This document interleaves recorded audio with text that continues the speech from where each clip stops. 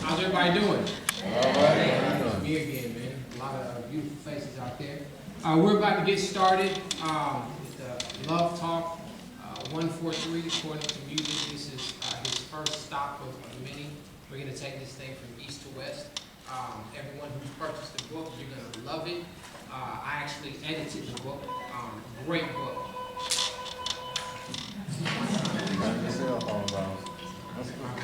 Great book. If you have not purchased the book, purchase the book. Read it. Post some reviews on whatever site, whether it's Amazon, Barnes and Noble, send us an email, Facebook. Let people know about it. Wonderful book, wonderful lessons.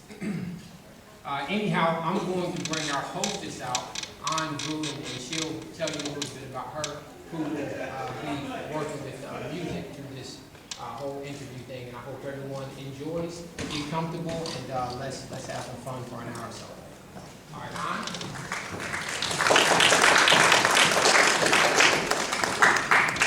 Good evening, everybody. Thank you so much for taking time out of your busy schedule to join us for tonight's event. We really, really appreciate the support.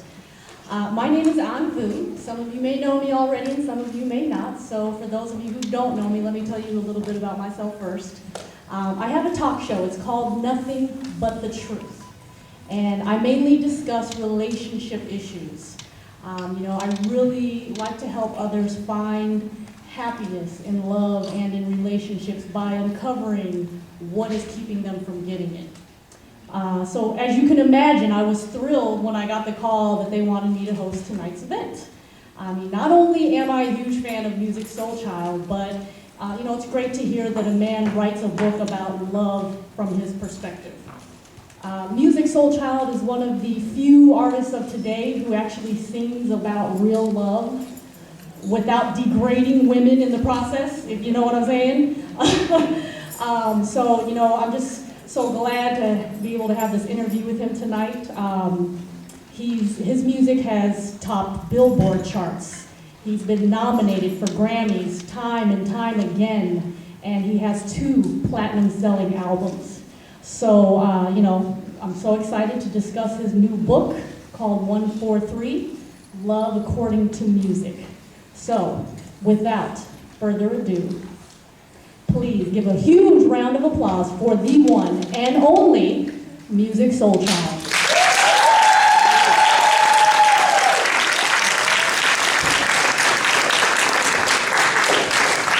Thank you.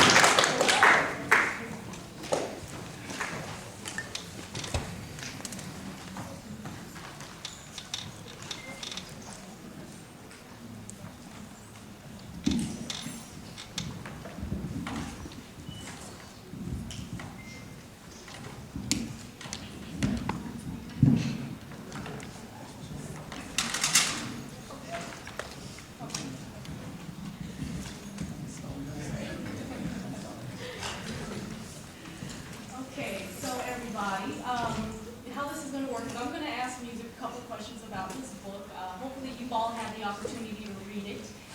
If not, then I will be an insight as to what the book is all about.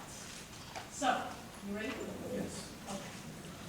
So, Musiq, in your first chapter, you discuss what love is in your definition. Right. Okay? And you also discuss what it's not. Mm-hmm. So, in your opinion, generally speaking, do you think people really understand what love is, or are they more in love with the idea of what they think love is?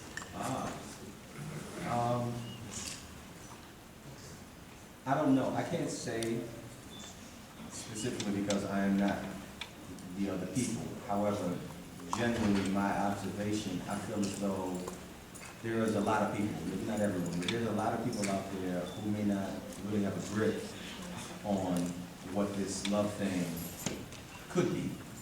I'll say that because it is according to whoever the person is. It's kind of like beauty. It's all according to who you're talking to. And everyone has their own level of what they feel is love. And so I'm not talking about that. I'm talking about the basic fundamentals of, if you're going to call yourself loving somebody, I think if these things come with it. Things like respect, things like consideration, things like compassion, things like, it's just so many honoring things and being loyal and things like that. So I think that when you operate out of those things, then yeah, you're on the road to love, because the adverse to those things is being inconsiderate and being neglectful and being disrespectful and things like that. So I think it's from that standpoint, you can begin to determine whether or not you are loving someone or being loved. Now, as a matter of preference, what may work for one person may not necessarily be the case for the other. So that's open for interpretation. So when I say that when I say that I'm speaking about what love is and what love isn't, I'm going according to what I had to learn what love is and what love isn't. Not that I'm making up these reasons. Like, okay, I'm going to say that this is what love. Like I don't think that I have that authority. It's just like anything else. You had to learn. When you had to learn what letters were and what words were and what the definition of those words were. It's the same thing. I had to learn that these are the things that make up what we all call love.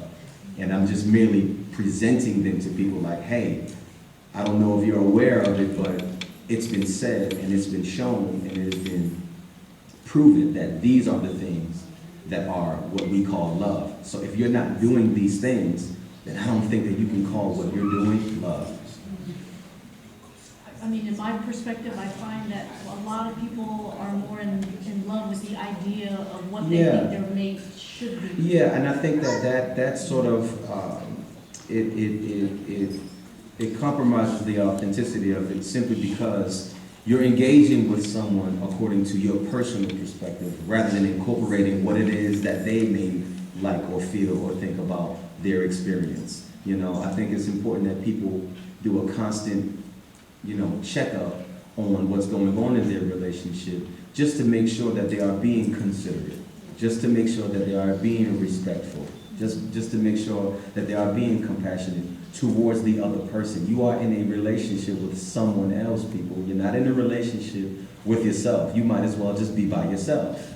Preach. I'm just saying. I'm just saying. Well, you know what? I'm glad you said that, because that actually leads to your next chapter where you talk about communication. Right. It's very important. Okay. One thing that you said, I really like how you broke down the different types of communication. I mean, you really went into depth about words, Right. Action, Right. intention, Yeah. imagination, Yeah. and most importantly, being honest with yourself. Yes. You said, and let me quote from your book, Okay. if the nature of your relationship wasn't ever established, then you shouldn't hold it against the other person when things don't go exactly the way you wanted them to. Because you didn't inform the other person what your plan was. Right. So they couldn't, first of all, they couldn't tell you whether or not they were even interested in that plan.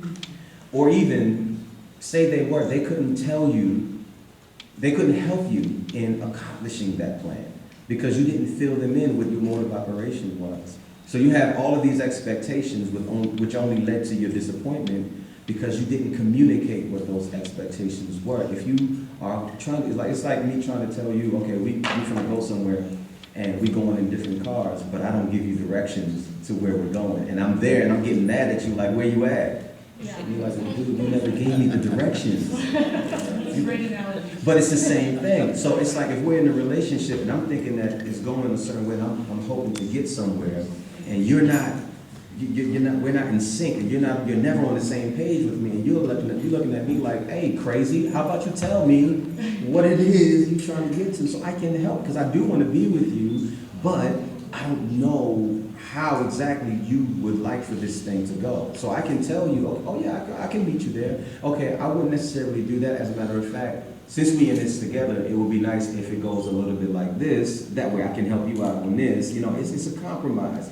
But I think so many people enter into relationships simply because of what they're hoping to get out of the relationship without any advanced consideration. Yeah, there's a general consideration. Yeah, I see you, you pretty, you look good, I take you out, you're there. But there's no advanced consideration of the person in so far as what they're thinking and how they're feeling and what ultimately their experience is being with you. You know, another another great word that you use, I really like when you say advanced, okay? Right. And I know a lot of women have run into this situation, so ladies, I know you're gonna feel me on this one, so I have a question. Okay. You know, a lot of women come to me for relationship advice, and one of the questions that I get asked a lot is, when should a woman ask or tell a man that she's looking to get married and have kids? Like, that's her agenda. You know, because a lot of women say, well, I want to tell him, and I think he's the one, but I'm afraid if I tell him, I'm going to run him off.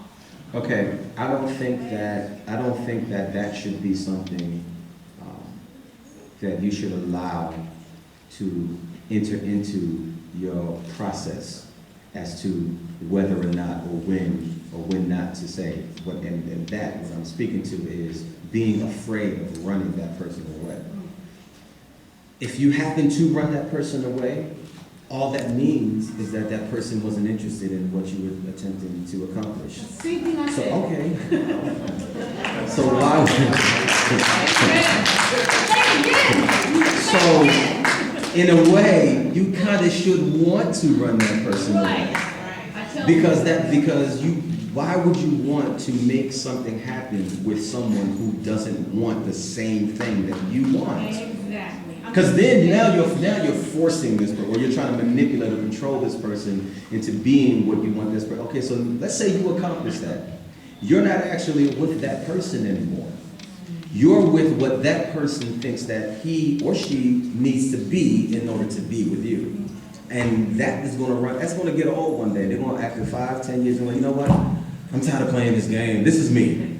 And you know what, 5 to 10 years, you're giving them too much. I say a couple months. Exactly. I'm just saying, this time is so precious that I don't feel it should be wasted on things like that. If you can be honest enough to discern what's happening, choose to respond accordingly, rather than being afraid of, the outcome that you may not want.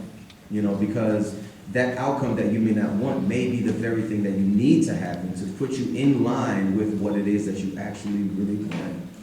But you're keeping yourself away from that because you're trying to make something that ain't really going to work. You're wasting time. Yeah, it's not authentic. It's not authentic. You're keeping yourself away out of line of whatever you could have coming to you, and you're keeping that other person out of line of what could be coming to them. So you're actually, it's very unfair.